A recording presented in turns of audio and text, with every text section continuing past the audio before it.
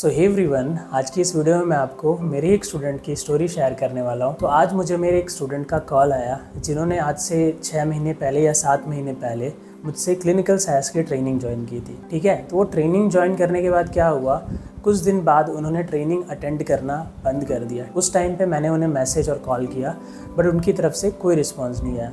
अब उनकी तरफ से कोई रिस्पांस नहीं आया तो समहाउ ट्रेनिंग तो बाकी सबकी कंप्लीट हो गई। ठीक है, उनकी नहीं हुई।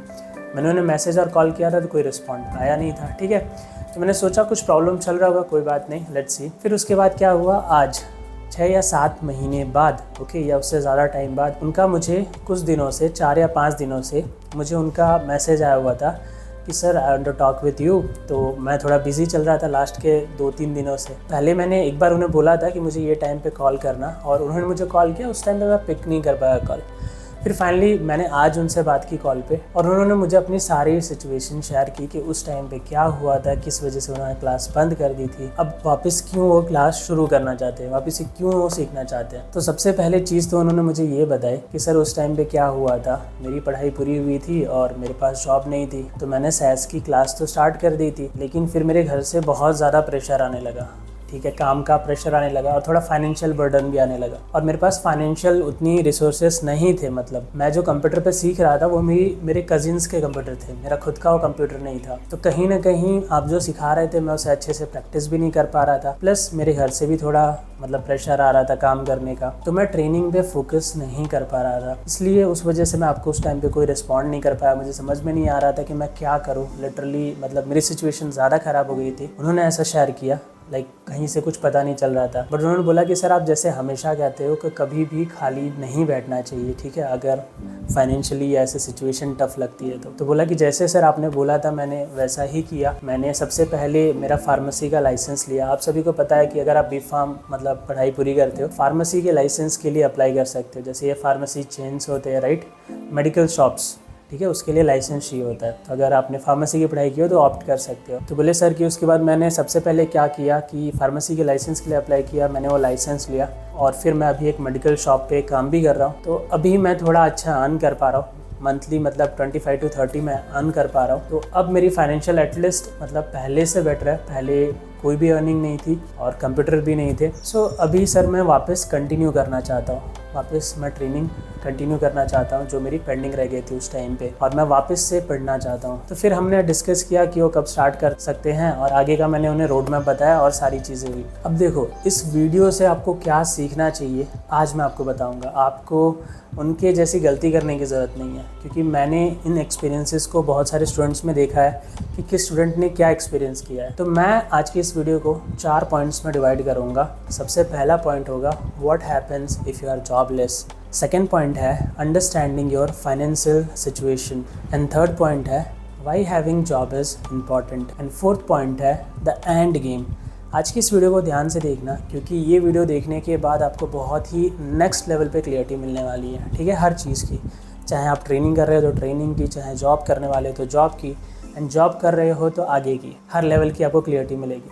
तो सबसे पहले डिस्कस कर लेते हैं what happens if you are jobless. ठीक है, तो क्या होता है अगर आप जॉबलेस होते हो। तो देखो, जॉबलेस अगर आपके पास जॉब नहीं है, आपने पढ़ाई पूरी कर ली है और आप कोई चीज़ को सीख रहे हो, लेट्स एग्जांपल ले लेते क्लिनिकल साइंस या कोई भी चीज़ को। तो आज के मार्केट में किसी भी चीज़ को सीख रहे हो ना, तो एक चीज़ तो दिमाग में डाल ही लेना, कोई ट्रेनिंग इंस्टीट्यूट या कोई आपको बताए या ना बताए कि उस चीज़ को सीखने से लेके, खास करके क्लिनिकल साइंस ऐसी चीज़ें सीखने से लेके जॉब लगने में आपको 8 महीने या 1 साल लग सकते हैं, नहीं तो नहीं 6 महीने तो आपको लग ही सकते हैं, क्योंकि 4 महीने सीखने के होते हैं, 4 या 5 महीने अप्लाई करने के और क्रैक करने के होते हैं। यानी 8 महीने से 1 साल ड्यूरेशन पकड़ के चलो, इतना ड्यूरेशन लगने वाला है। और अगर आपके पास कोई जॉब नहीं है और इस ड्यूरेशन में आप कोई जॉब नहीं ढूंढ रहे हो, 8 महीने अगर सोच रहे हो कि मैं खाली ऐसे निकाल दूंगा, तो गाइस वो एक बहुत ही गलत तरीका है। ऐसे सिचुएशन में क्या होता है पता है, अभी रिसेंटली वो स्टूडेंट के साथ क्या हुआ, एक फाइनेंशियल प्रेशर आ जाता है आपकी फैमिली की तरफ से। कहीं ना कहीं एक टाइम बाद प्रेशर आना शुरू होगा। अब देखो वो प्रेशर दो तरह के होते हैं, या तो आपकी फाइनेंशियली एक मिड फैमिली हो सकती है, मतलब इतना पैसा है कि हाँ खर्चा निकाल सकते हैं, या तो अंडर लाइक मिड आ सकते हो, तो उस टाइम पे तो प्रेशर रहता ही कि आप कुछ करो। दोनों ही केसेस में फैमिली को ऐसा होता है कि आपको कुछ महीने अगर वो खाली देखते हैं तो उनका इंटेंशन ऐसा होता है कि आप कुछ ना कुछ अब करो, खाली मत बैठो। उन्हें कहीं ना कहीं आपके फ्यूचर की टेंशन होने लगती है कि आगे क्या करेगा, तो कहीं ना कहीं वो भी आपको बाय डिफॉल्ट बोलने लगते हैं कि कुछ कर, और आप पे वो प्रेशर क्रिएट होना शुरू हो जाता है। अब ये बात रही आप खाली बैठते हो तो क्या होता है, तो घर का प्रेशर आपको महसूस होता है, प्लस सेल्फ में एक होता है कि मैं क्या करूँगा, ऐसे बहुत सारे सेल्फ डाउट आते हैं। और उसी टाइम पे अगर आप ट्रेनिंग भी ले रहे हो साथ में, तो कहीं ना कहीं आप थोड़ा सा फ्रस्ट्रेटेड फील कर सकते हो। तो आपको करना क्या है ऐसे सिचुएशन में, वो भी हम डिस्कस करते हैं। बट ऐसे बहुत सारे छोटे छोटे इश्यूज़ होते हैं, ठीक है, कि अगर आपने प्लान नहीं किया एक जॉब का, अगर आप जॉब नहीं कर रहे, तो आपका सिर्फ प्रेशर ही नहीं आता घर से या खुद से ही, कहीं ना कहीं आपकी प्रोडक्टिविटी भी लूज़ होती जाती है, कहीं ना कहीं आपके सोचने की, टैकल करने की जो माइंडसेट होता है ना, वो भी कम होते जाती है। ये लॉन्ग टर्म में होता है, ये सडनली नहीं होता है। और हमेशा ध्यान में रखना, एक होता है प्लान्ड। बहुत लोग जॉबलेस होते हैं कुछ रीज़न की वजह से, जैसे कि मेरे एक स्टूडेंट थे, उन्होंने बोला कि सर मैं मेरे जॉब से फ्रस्ट्रेट हो चुका हूँ और मुझे ये जॉब अभी छोड़नी है कुछ महीने के लिए। मैं ऐसा होगा तो 3-4 महीने बाद दूसरी जॉब पकड़ लूँगा और फिर सैस में ले लूँगा, सैस की ट्रेनिंग आपसे चली रही है। मैंने बोला ठीक है, लेकिन ज़्यादा टाइम खाली मत बैठना। तो उन्होंने खुद से ऐसा डिसाइड किया कि मुझे 3-4 महीने के लिए खाली बैठना है। अगर अगेन ये आपकी चॉइस हो सकती है, डिफरेंट लोगों की डिफरेंट चॉइस। तो ऐसे 3-4 महीने के लिए सेल्फ से ले रहे हो क्योंकि आप एकदम बोर हो चुके हो, एकदम फ्रस्ट्रेट हो चुके हो, तो ठीक है। लेकिन अगर आप लॉन्ग टर्म तक खाली रखते हो ना, तो कहीं ना कहीं वो आपके माइंड सेट पे, जॉब करने के लेके, जॉब ढूंढने को लेके, लोगों से बात करने से लेके, हर चीज़ों को इम्पेक्ट करता है। वो कहीं ना कहीं आपको नीचे ले जाता है खाली बैठने से। तो कहीं ना कहीं जॉब ना करना एक नेगेटिव इम्पैक्ट क्रिएट करता है, नो मैटर आपकी फाइनेंशियल सिचुएशन क्या है। यहाँ पे हम बिजनेस और इन चीज़ों का भी काउंट नहीं कर रहे हैं, वो हम लॉन्ग टाइम में आगे जाके मैं बताऊँगा इस वीडियो में।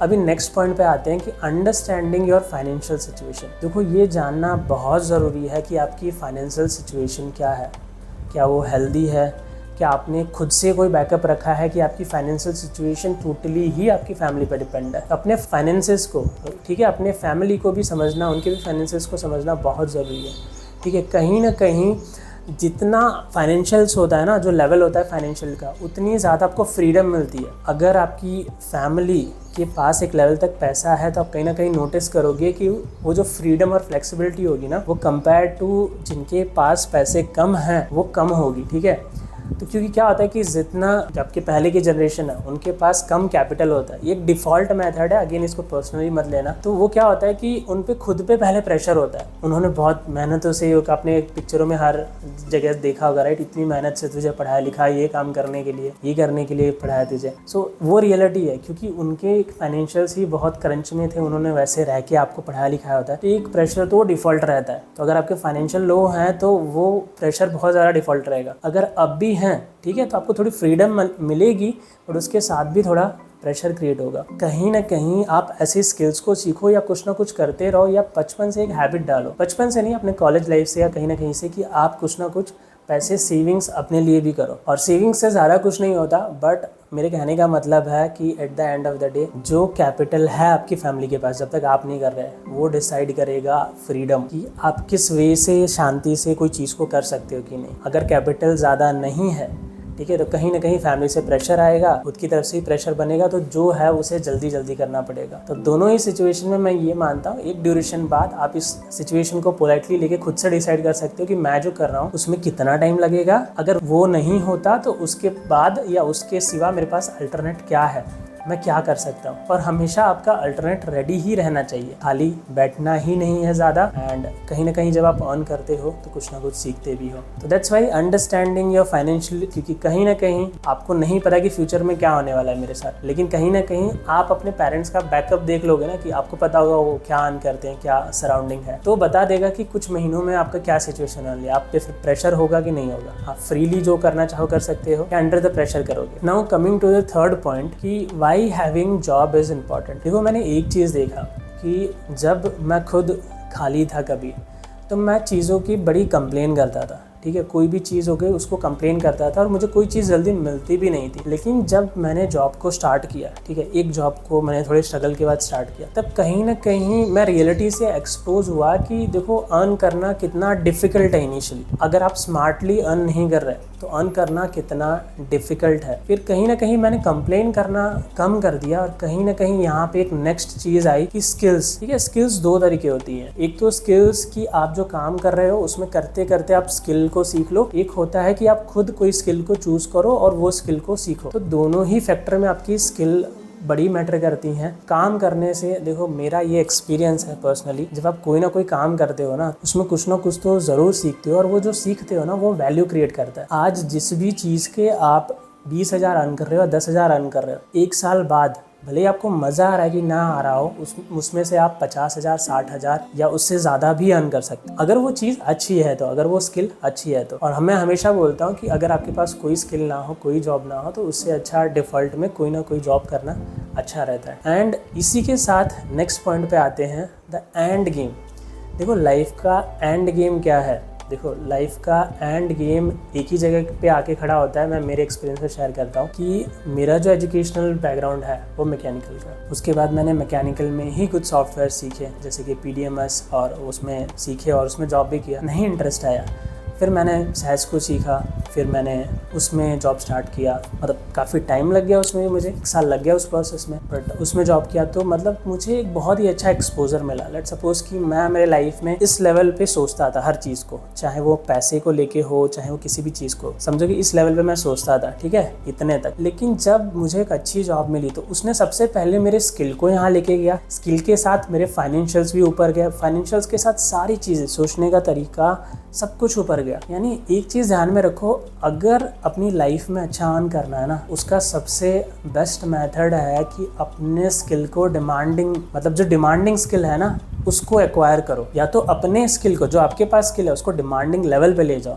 ठीक है, उसको नेक्स्ट लेवल पे ले जाओ। तो आप सभी को पता है कि कोई ऐसा काम करता है जो उससे 10,000 कमाता है 1 घंटे में, कोई ऐसा काम भी करता है जो 1 घंटे के 30,000 भी कमाता है। दोनों में क्या डिफरेंस होता है, कभी सोचा है? एक होता है डिमांड, आप जो काम कर रहे हो उस चीज़ की मार्केट में कितनी डिमांड है। देखो मार्केट से पता है आपको, वो 500 में या 600 में आपको ऐसे कोई भी काम करने के लिए व्यक्ति मिल जाते हैं, जो लेबर्स होते हैं, लेबर मार्केट होता है, ठीक है। मैं यहाँ पे किसी को भी ख़राब बोलने की कोशिश नहीं कर रहा, मैं कहना चाह रहा हूँ ऐसे लेबर मार्केट होता है जहाँ से आप 500-600 में उनको ला सकते हो और जो भी आपके काम है उनसे करवा सकते हो। लेकिन कोई ऐसे लेबर्स भी होते हैं जैसे कि फर्नीचर वाले हो गए या इलेक्ट्रिशियन हो गए, जो कि स्किल्ड होते हैं किसी काम में, तो उनका चार्ज अलग होता है। वो पर इंस्टॉलेशन के लिए, अगर वो एक फ़ैन इंस्टॉल कर रहे हैं तो उसका चार्ज अलग होगा, इतना वायरिंग कर रहे तो उसका चार्ज अलग होगा।